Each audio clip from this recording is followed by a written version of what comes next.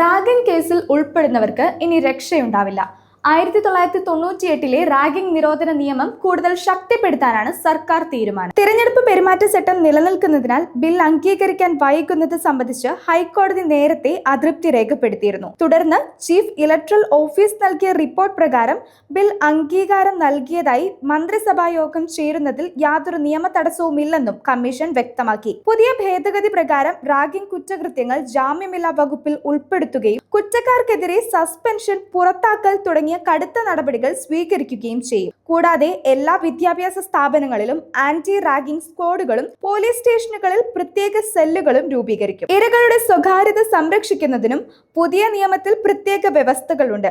മധ്യവേനൽ അവധിക്ക് ശേഷം കോടതി വീണ്ടും പരിഗണിക്കുന്നതിന് മുൻപായി മന്ത്രിസഭയുടെ അന്തിമ അനുമതി ബില്ല് ലഭിക്കുമെന്നാണ് പ്രതീക്ഷിക്കുന്നത്.